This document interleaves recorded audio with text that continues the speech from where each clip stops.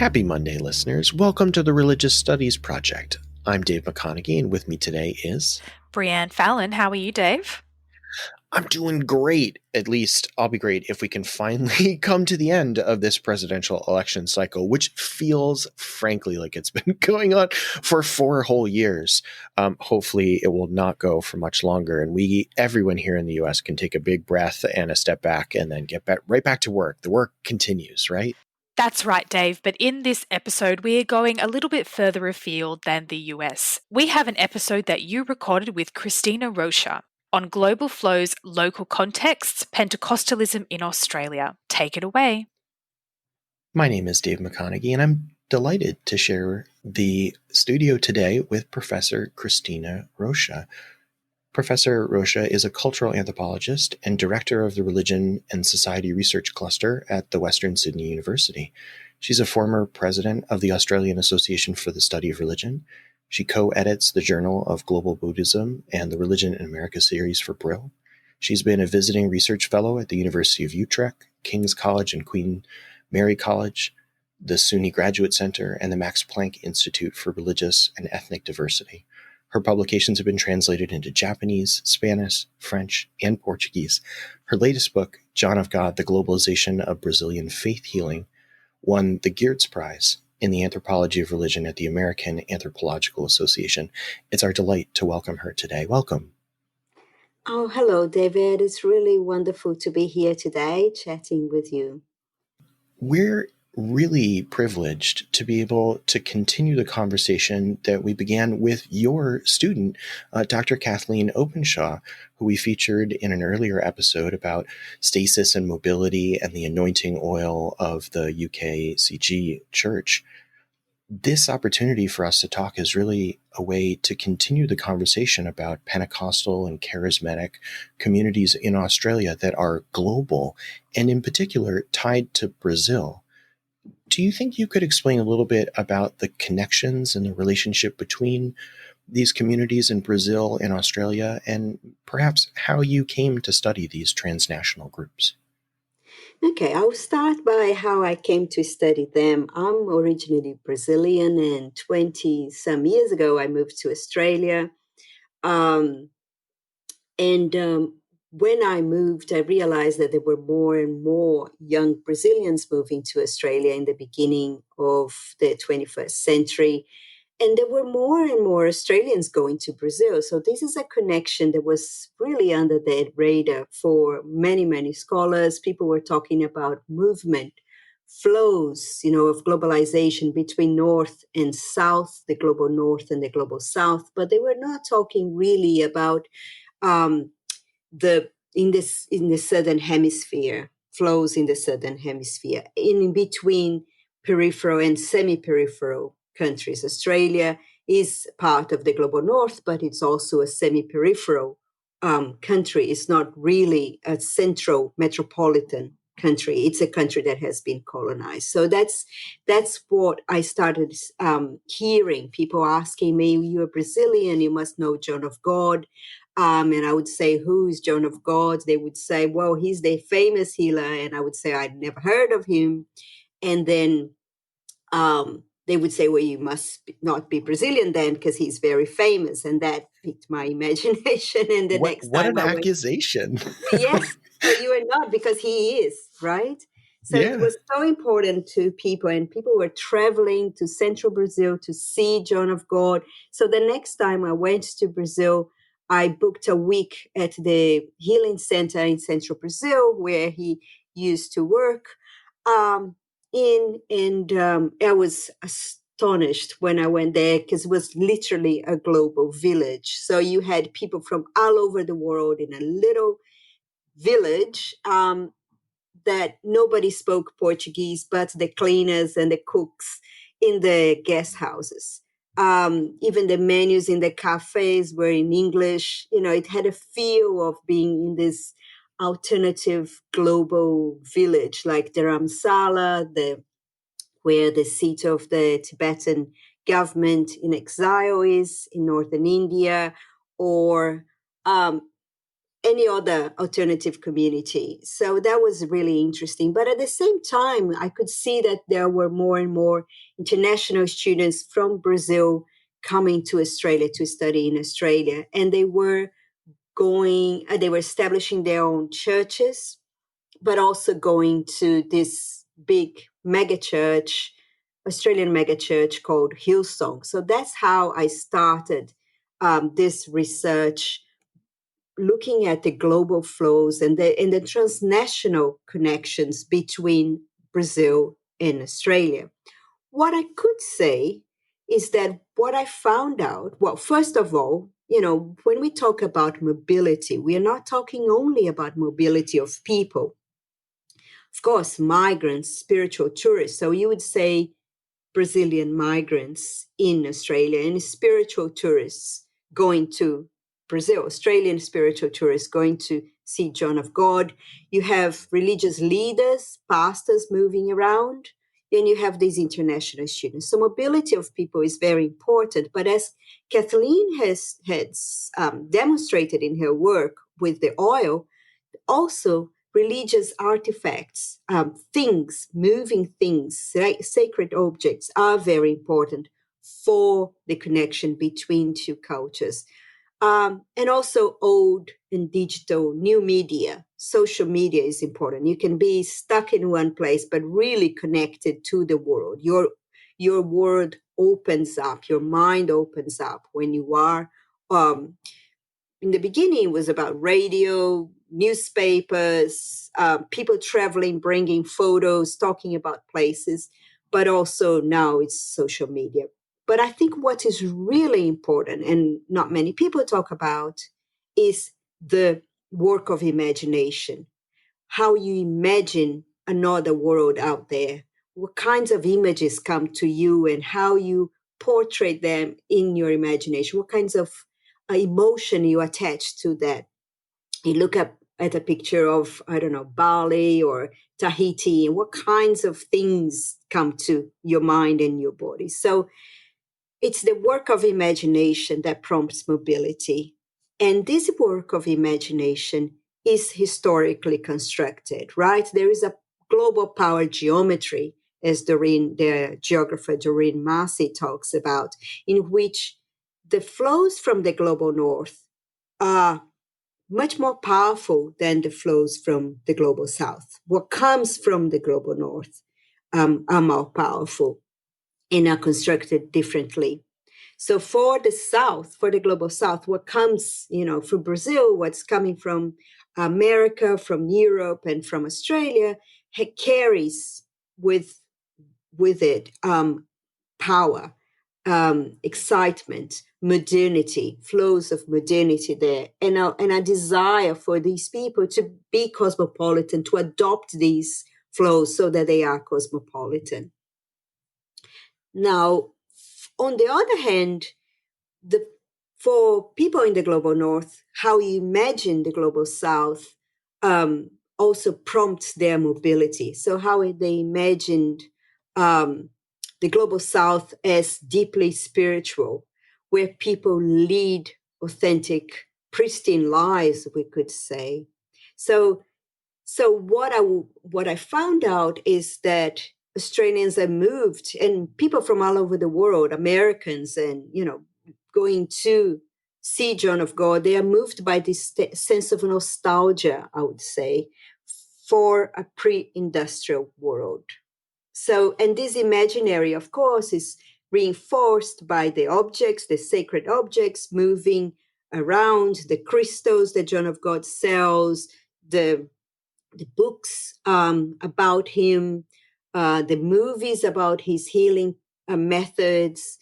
All these reinforce this imaginary of Brazil. So you can see that these different imaginaries are diametrically opposite, right? But they are really correlated. They fit with each other. So Brazilians imagine Australia as a first world country, so a place that is perfect, that the streets are clean, people are not corrupt as they are in Brazil, that public transport works well. There are no class divisions because class is so important in Brazil. So all good things. So in a way, the John of God Center is sort of a Shangri-La place, as much as Australia becomes this mythical Shangri-La for Brazilians. Right. Yeah, yeah. I'm really intrigued for our audience to really think about how powerful that movement of people is, that folks that are in Brazil are thinking about Australia, and then they're acting on them by sending their children to school, that are visiting Australia for vacations, and that likewise Australians see the spiritual promise of this, and that those you place them in contrast, uh, as a push and a pull, across uh, time and space in for these communities. Can you say a little bit more about the way that perhaps outside of these particular communities that Australians and Brazilians see those connections? Do all Australians have that kind of imaginary? Is there a cultural sense about the relationship between Australia and Brazil that moves beyond John of God or Hillsong, which I'm sure we'll talk about in a little bit? Well, things changed quite a lot. So when I started doing my research, Brazil was becoming an emerging power in the world. Of course, never as the metropolitan powers, but there was this excitement about Brazil, and Brazil has this. I think this mystique of Rio beaches, the carnival, and the Amazon, and all these things. So I think for the larger population in the cities, the idea of Brazil was an exciting place to travel to. A lot of young people started, some young people started learning capoeira, which is this martial arts from Brazil, and wanted to go there. That's another thing that I wrote about, wanted to go to Brazil to train with the masters of capoeira. Some young people started dating Brazilians who were in Australia, meeting them at the beaches in Sydney and other places, and then visit Brazil for, to meet the family, or just going, instead of going to England as they used to do in their gap year. That's the year after high school that many Australians used to take off before going to university to see the world.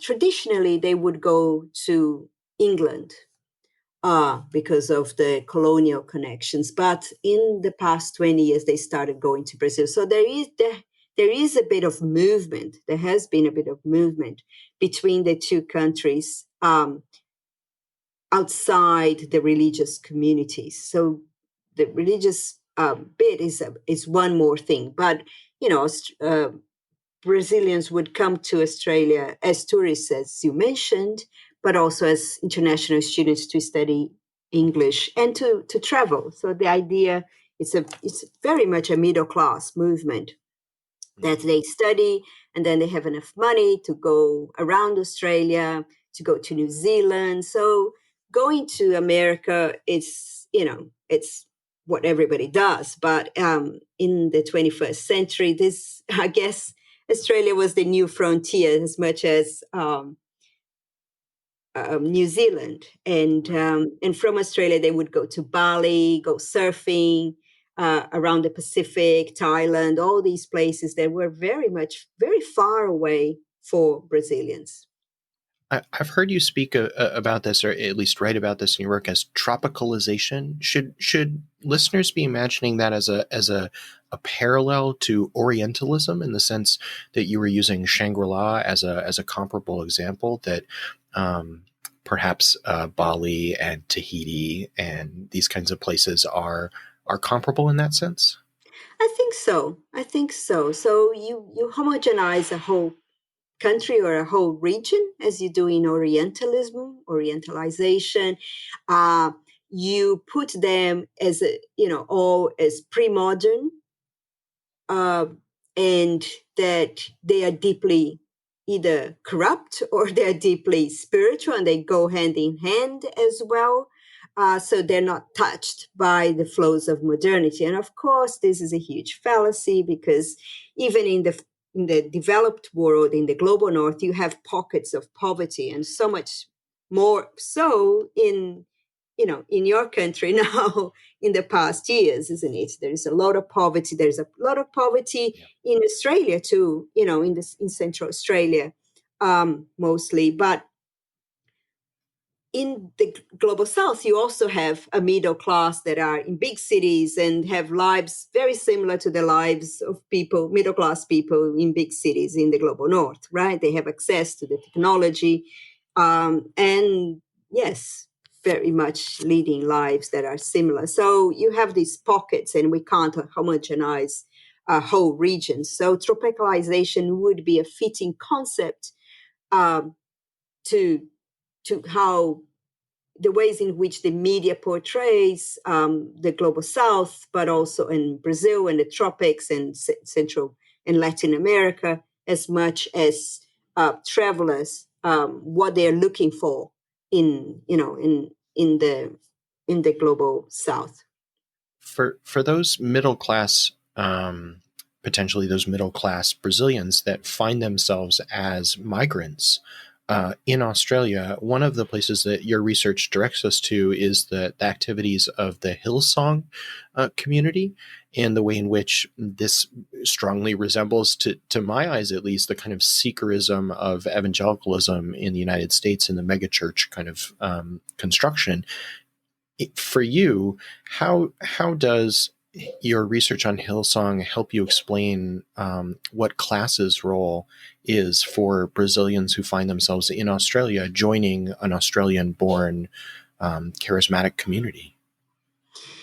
Yeah, so what I found is that more and more Pentecostals are becoming middle class. And this is, more a generalization, but you can see that very much in Australia. So they are more and more trying to get educated, establishing colleges for their pastors, for training their pastors. Going into university. So what was a very working class phenomenon in Australia is becoming, it's always aspirational, but it's becoming more middle class. Now, when middle class Brazilians come here, so there have been two waves of migration, of Brazilian migration to Australia. One in the 70s of working class Brazilian migrants, and they established their own Pentecostal evangelical churches, right? Um, these these people don't necessarily go to Hillsong. Their kids do. So Hillsong is a mega church, just like American mega church is very similar. Um, the, the the services are more like concerts, more like clubbing. Probably many people know that you have a big band, big screens. It's a short service compared to services in Brazil. It's an hour and a half. There's a lot of entertainment, music, worship music is very important. Hillsong became famous because of its band. And so for the new wave of Brazilians coming here who are coming from the big cities in Brazil and they are middle class students, Hillsong is a very fitting church because it's very different from Pentecostalism in Brazil. One of the things I am arguing in my articles and in the book that I'm writing is that these young Brazilians desire to socially distinct themselves from the Pentecostalism of the poor in Brazil. So in Brazil, Pentecostalism is associated with the poor, with corruption, with now Bolsonaro, because the far right and Pentecostals, not all, but the majority of Pentecostal churches have supported Bolsonaro in the elections. So this in the media is seen, there is a lot of stigma in being Pentecostal. But then there is this church that is really cool, right? That has incredible production values, that is really middle class and really open to everyone. It's not a judgmental church. Anybody can come to Hillsong, and they will not look down on you if you have if you're wearing a mini skirt or whatever it is. If you have tattoos, piercing, everyone is welcome. Come as you are is their motto. So they come in and they finally find that they can be young, they can participate in youth culture with music, with tattoos, with whatever, and and it's sophisticated. It's a beautiful church. They have this thing about excellence. Everything is done perfectly and meticulously, so that everything is really beautiful and excellent, which is very different from the what we see in the culture in Brazil. So they find a place to be and to be proud of their Pentecostalism, the Pentecostal choice at Hillsong, so they don't feel um, diminished or inferior or the stigma anymore. So I does think that help you it to does. clarify?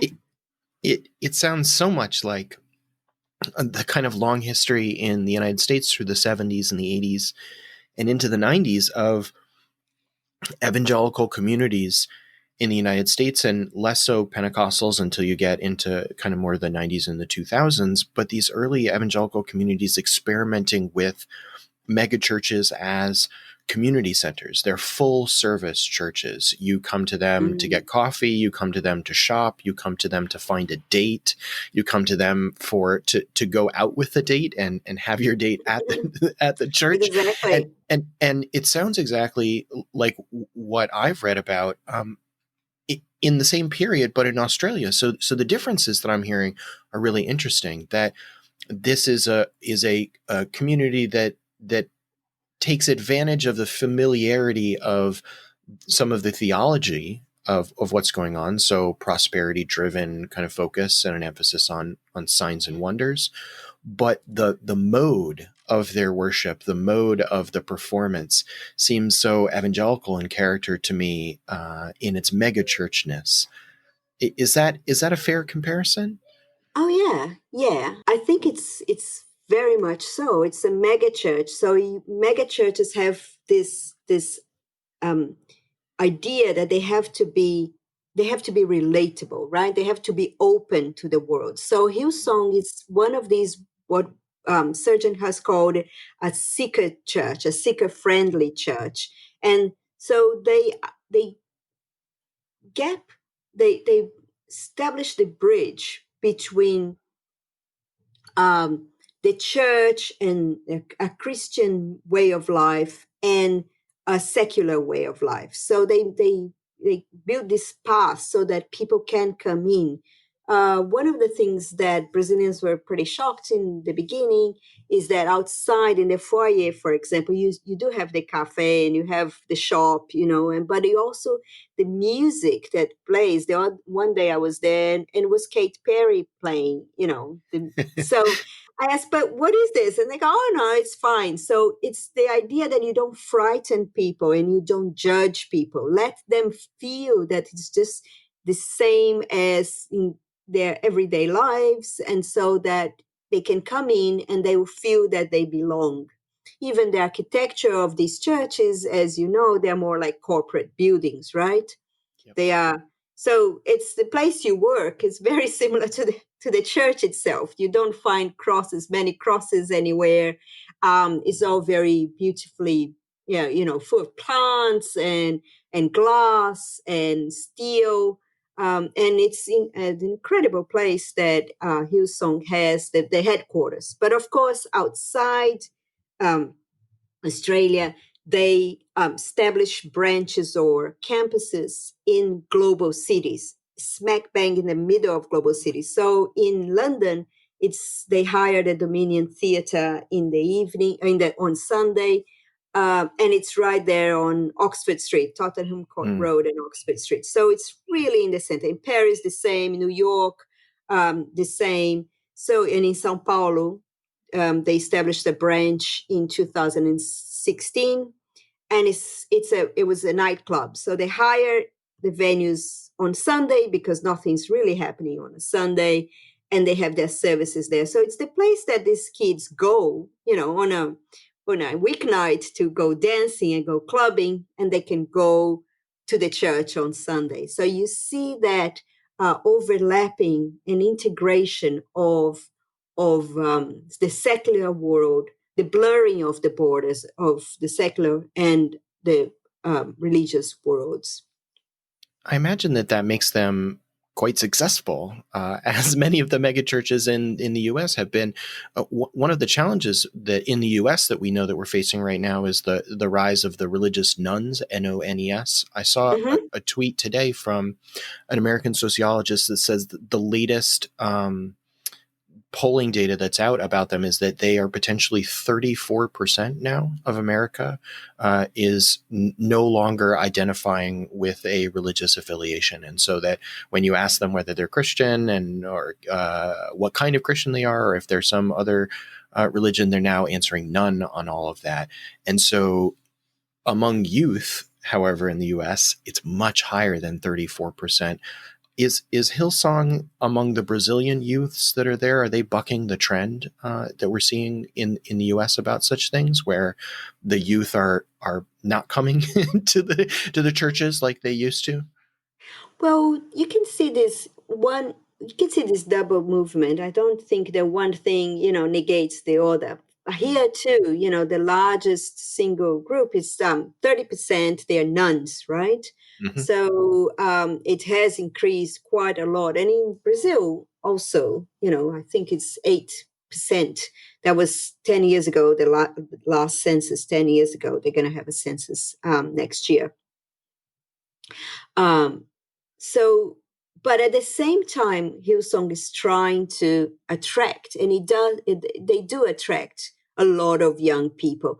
We know also that these nuns are not necessarily not spiritual, right? Yeah, So the correct. Yeah. idea that, so they could, dabble in, go a little bit to the church, because these mega churches are open, so you don't have to get involved. They are all encompassing churches, as you said. It's a what do we call a total social facts, that you can go on a Monday, you have classes about leadership and business and youth meetings and band, practice, and you go skateboarding in the car park, as I see it, Hillsong. And the kids are safe there. The parents feel that the kids are safe. And I've been doing research with African Australians going to Hillsong now, and one of the things they say is that, I was Anglican in Kenya, my wife was Catholic, but we came here, and the kids really want to go to Hillsong, and it's a wonderful place. We go as a family, so it's a place we can go as a family. But also they have business groups, so I can meet people. So these people are older than the Brazilians. So they meet at the business group, and then they find jobs. And so the church is open to that. And what Hillsong does really well is that they have community groups. So you have the Brazilian group within Hillsong in each campus. You have the African Australian group. So you have a leader of the group, and then they have connect groups that they meet at people's houses. So it becomes a community, and that's very important. And then they have the multicultural evening or services once a year, and then they have food, that the communities cook and sell for fundraising. They have the services with the music from the community. They lead the service. So it's very exciting and very open. And I interviewed the many African Australians and they said they had never felt racism, even though they feel racism all around them in Australia, not in the church. They were accepted in the church. What I would like to say, of course, is that they have, the Brazilians and the Africans have their own churches, own Brazilian churches. And these churches are even more directed at the diaspora, in the sense that they cater for their needs. The services are in their own language. They do have, again, food. They have fundraisings with their own food. They support each other finding jobs. The pastors have been here longer, the Brazilian pastors, so they can help them, write a CV, learn about the rules of the country, how you pay your taxes, how you do things in your own language. So they are very much catered to the diaspora. And what I found is that many Brazilians, they arrive here and they want to go to Hillsong because they will learn English. They will meet Australians, which is very hard, local Australians, very hard to do in their own everyday lives. They feel that there's a way of integrating themselves and learning more about the country, but they get, tired because it's the language issue. It's all new. So they also love going to this church that I was doing research in. So they have, one pastor told me it was more of a trampoline phenomenon, that they go to Hillsong one Sunday, they come to our church the next Sunday, and they go back and forth, until they decide where they're going to go. But he could go for years with this. So it's very hard for the Brazilian pastors to be able to plan, to have really a community, a congregation there that they can count on. As we come to the end of our time today, I want to end on a kind of a methodological note. I've noted a couple of times when you said that your information comes from interviewing or from direct field work at these sites. Can you speak a little bit as an anthropologist about why ethnography and field work is the right way for you to figure out what's going on in these communities and to explain what kinds of things are valuable to them? Why is that the method that seems most appropriate here? I think it's the way of hearing their voices. And humans are very logical. They can be very emotional and all this, but they are very logical as well. So if you dismiss any religious group or any group and say, oh, they're lunatics, they're mad, and why would they do that? You're not paying attention. So the ways in which you can be with them and listen to them, but also have the experience in your body. So it's not only, ethnography is not about interviewing people. You interview people, and mostly, as in any conversation, you meet somebody new. This person comes from the university. You don't have a university degree, or you are at the university, but you feel like you want to please this person, to impress this person, right? So interviewing is very much about how you people react to you as a social persona, like being a university professor and all this. Now, when you are with people on a more daily basis, people start relaxing and being themselves, and you start, there are chats and silences and things people say when they are relaxed that you don't get in interviews. But you also, as an ethnographer, you live the things that people are living in your own body. So you spend, an hour and a half in the service, in the dark, with the lights going and the music going, and you understand what kinds of oral experiences, physical, visual experiences you have. So you learn with your body. And I think that's very important. So that these two things, finding out the logic of this commitment to these churches or these spiritual movements, but also learning in your own body what people feel. So it's not only that you learn rationally, but you learn with the body. And I think, this is very important and gives me an edge on how to report, and being very respectful of these people and how you report these their logic. Well, I'm so grateful for your time today, Dr. Rocha. It's been a pleasure to speak with you, and I know that we are going to have a great time sharing this interview with all of our listeners as the second piece in our look at Pentecostal and charismatic communities and transnational charismatic communities in Australia. Thank you so much for joining me today. Oh, it's been wonderful. I really enjoyed it. And I hope, it helps start a conversation or continue a conversation on transnational movement, transnational mobility, and religion. Thank you. Thank you. I really loved in that episode, Dave, how you and Christina got into a conversation about the idea of mega churches as full service centers. And you spoke about this idea of these centers being places where adherents could get a coffee, find a date, go out with a date.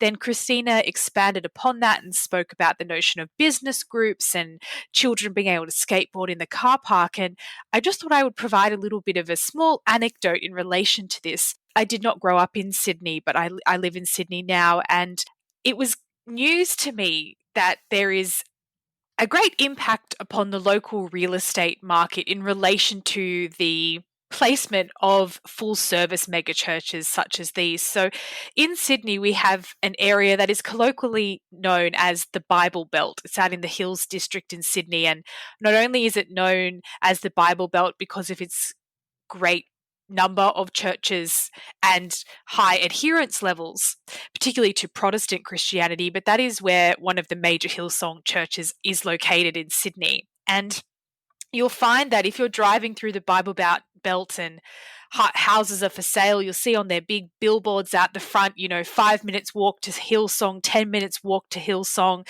just down the road from Hillsong. And that will dramatically increase the cost of that house, because then your whole life, your whole existence really is connected to that full service center. So I just thought that was an interesting little anecdote about the way that these churches can have a broader impact beyond just their local community. That's so fabulous. I had no idea about Australia's Bible Belt. Thank you for sharing that. Well, it's just in Sydney. Just in Sydney, not across Australia, but just in Sydney here. I'm not sure about other major cities. If we have other Australian listeners who know of Bible belts in their cities or in other cities around the world, do let us know on Twitter and on Facebook. Yeah, we'd love to hear about it. I will always learn about a new mega church. Sign me up. Next time, though, not so much mega churches. Next time, we have a really interesting interview that Sydney Castillo recorded at a recent conference before COVID, when we were all still able to go to conferences. He was speaking with Carson Wilkie, and the episode is entitled Politics, Kabbalah, and Beyond, Jewish Studies and the Study of Religion. We're really looking forward to it. And until then, all that's left to say is thanks for listening.